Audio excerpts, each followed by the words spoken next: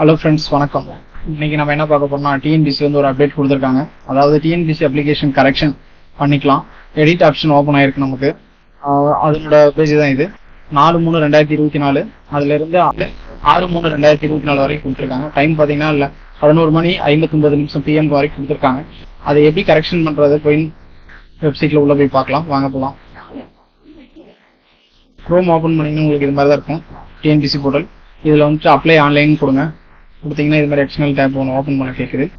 இதில் போயிட்டு விண்ணப்பிக்கன்னு கொடுங்க. இதில் கொடுத்தீங்கன்னா உங்களுக்கு எந்த ஆப்ஷனும் ஓப்பன் ஆகாது. ஹோம் போய்க்கலாம். நிரந்தர பதிவுகள் கொடுங்க.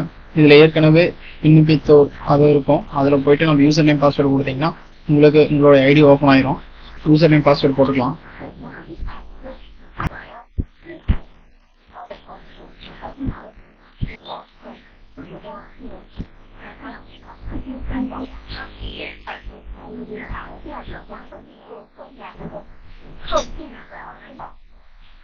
யூசர் நேம் பாஸ்வேர்ட் கொடுத்தீங்கன்னா உங்களுக்கு இது மாதிரி டேப்லெட் ஓப்பன் ஆகும்.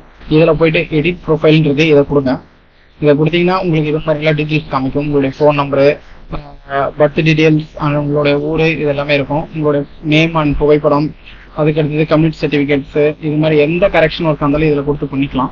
இப்போ நம்ம டேஷ்போர்டு கொடுத்துக்கலாம்.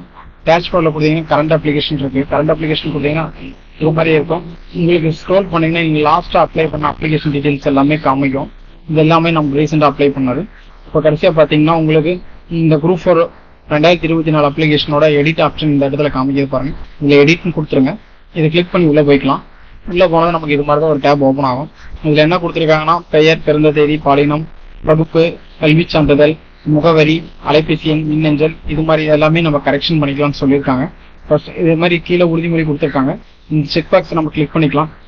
எல்லா செக் பாக்ஸையும் கிளிக் பண்ணிங்கன்னா உங்களுக்கு கீழே ஒரு மாதிரி காமிக்கும். இதில் வந்து ஒரு முறை பதிவில் திருத்தம் செய்யணும்னு சொல்லியிருக்காங்க. அதாவது ஓடிஆர்ல மட்டும் கரெக்ஷன் பண்ணணுமான்னு சொல்லியிருக்காங்க. அடுத்து நம்ம அப்ளை பண்ண அப்ளிகேஷன்ல கரெக்ஷன் பண்ணணுமா இந்த பக்கம் கொடுத்துருக்காங்க. நம்ம இணையவழி விண்ணப்பத்தில் திருத்தம் செய்ய அதை கொடுத்துக்கலாம். அதை கொடுத்தீங்கன்னா உங்களுக்கு இது மாதிரி தான் ஓப்பன் ஆகும். நம்ம அப்லோட் பண்ண ஃபோட்டோ காமிக்கும், சிக்னேச்சர் காமிக்கும். இதில் என்ன மிஸ்டேக்கோ அதை சேஞ்சஸ் பண்ணிக்கலாம். அப்படியே ஸ்க்ரோல் பண்ணி வந்தீங்கன்னா உங்களுடைய டீட்டெயில்ஸ், அதாவது வெரிஃபிகேஷன் பர்பஸ்ன்னு சொல்லி இருக்கும்.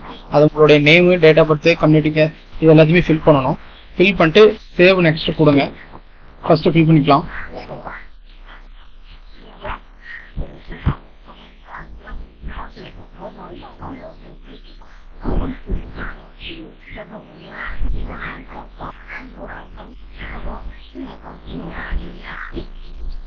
நெக்ஸ்ட் மெயிலா ஃபீமெயிலா கொடுத்துங்க.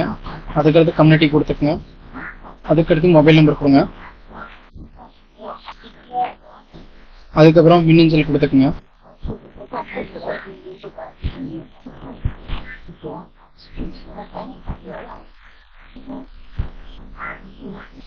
செக் பாக்ஸ் டிக் பண்ணிட்டு சேவ் நெக்ஸ்ட் கொடுத்துடலாம்.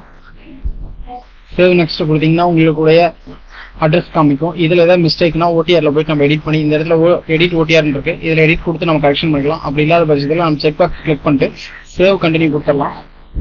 இதை கொடுத்தீங்கன்னா உங்களுக்கு மற்ற டீட்டெயில்ஸ் எல்லாம் காமிக்கும். இதில் ஏதாச்சும் மிஸ்டேக் இருந்தால் இதையும் திருத்திக்கலாம்.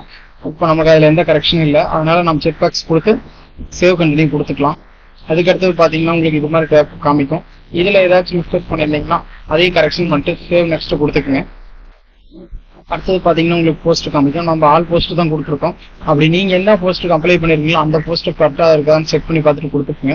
அதுக்கடுத்தது பார்த்தீங்கன்னா உங்களுக்கு எஜுகேஷன் குவாலிஃபிகேஷன் ஸ்டாண்டர்டு கரெக்டாக இருக்கா இல்லையான்னு பார்த்துருக்கீங்க. எல்லாரும் டைப் பண்ணி பார்த்துக்கோங்க. அடுத்து பார்த்தீங்கன்னா டூரிஸ்ட் இருக்கு. அதுலேருந்து நீங்கள் கொடுத்துருக்கிறதெல்லாம் சரியாக தப்புன்னு பார்த்துக்குங்க. அதுக்கப்புறம் பார்த்தீங்கன்னா உங்களுக்கு காலேஜ் டீட்டெயில்ஸ் எல்லாம் வரும். ஸ்க்ரோல் பண்ணி பார்த்தீங்கன்னா உங்களோட யூஜி டீட்டெயில்ஸ் எல்லாத்தையுமே கரெக்டாக என்ட்ரு பண்ணியிருக்கீங்க பார்த்துக்குங்க.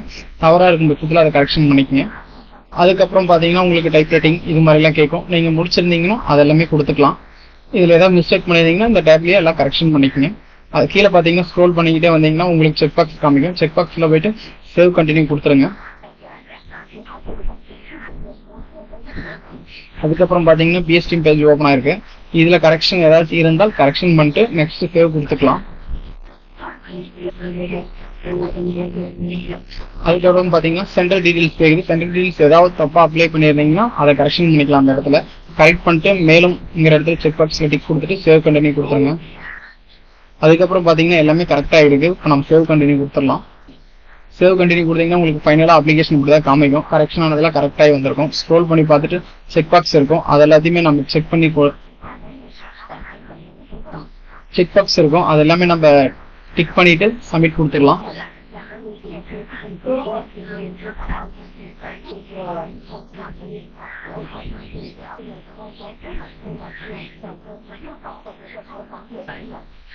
கன்ஃபார்ம் எப்போன்னு இருக்கும், அதை கொடுத்தீங்கன்னா உங்களுக்கு இது மாதிரி ஒரு டேப் ஓப்பன் ஆகும். அதில் எஸ் அக்ரி கொடுத்துருங்க. கொடுத்துட்டு மறுபடியும் எஸ் அக்ரி கொடுங்க. அதுக்கப்புறம் ஃபைனல் சப்மிட் கொடுத்துருங்க. அப்ளிகேஷன் சப்மிட் ஆயிரும். இப்போ சப்மிட் பண்ணிட்டோம். மறுபடியும் செக் பாக்ஸ் வந்துருச்சு, அதுலேயும் கன்ஃபார்ம் அக்ரி கொடுங்க. இதை கொடுத்தீங்கன்னா உங்களுக்கு ஃபுல்லாக அப்ளிகேஷன் சப்மிட் ஆயிரும். இப்போ நமக்கு ஃபுல்லாக அப்ளிகேஷன் வந்து சப்மிட் ஆயிடுச்சு. இது மாதிரி தான் எல்லா கரெக்ஷனுக்கும் எல்லா அப்ளிகேஷனுக்கும் ஆன்லைனில் நம்ம டிஎன்பிசி பொறுத்த வரைக்கும் வரும். ஓகே, நெக்ஸ்ட் வீடியோவில் பார்க்கலாம். தேங்க்யூ.